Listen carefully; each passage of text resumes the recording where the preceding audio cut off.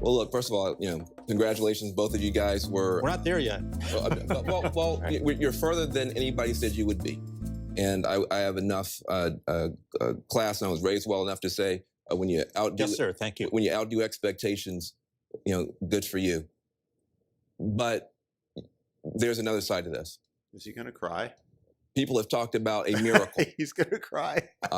I'm hearing about a nightmare. It's hard to be a parent tonight for a lot of us. You tell your kids, don't be a bully. You tell your kids, don't be a bigot. You tell your kids, do your... The Democrat Party is nothing but bigots. That's all they are. They've been bigots since the 1800s, till today. Homework and be prepared. And then you have this outcome, and you have people putting children to bed tonight, and they're afraid of breakfast. What are you serving them for breakfast? Snails? Escargot?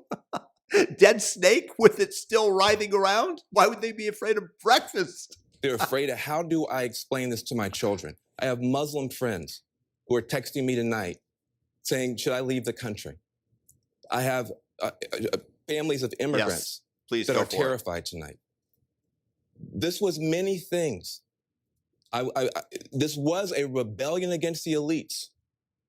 True, it was a complete reinvention of politics and polls, it's true. But it was also something else. We've talked about race. I mean, we've talked about everything but race tonight.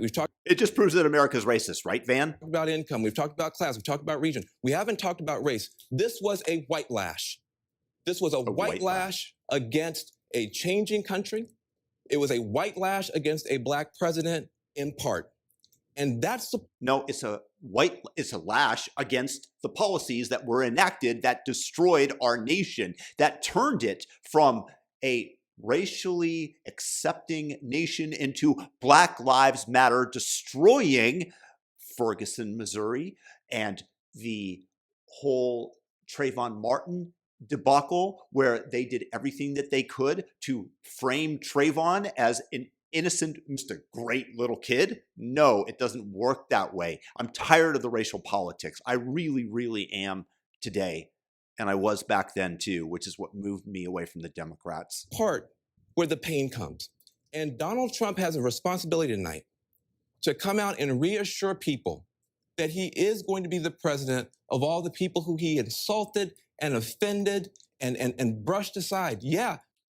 You guys live to be insulted. You live to be the victim. That's all you want, is to feel insulted, because it gives you temporary power of being able to lash out in anger. Because Democrats produce zero. They want to live off of the state. They want to turn to socialists, and they want to deprive those people that are enhancing America, that are creating new products, that are out there creating businesses and employing people. They want to make it as difficult for them as possible.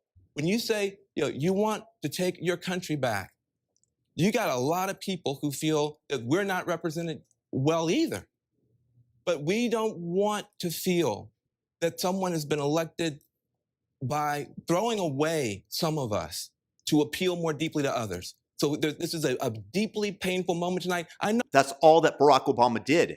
When he started to go down in the polls, he just turned everything into racial politics. That's what the Democrats have been doing forever. So don't tell me that. Don't put that on the feet of Donald Trump when this is the Democrat playbook. It's confession via projection. No, it's not just about race. There's more going on than that. But race is here too. We got to talk about it.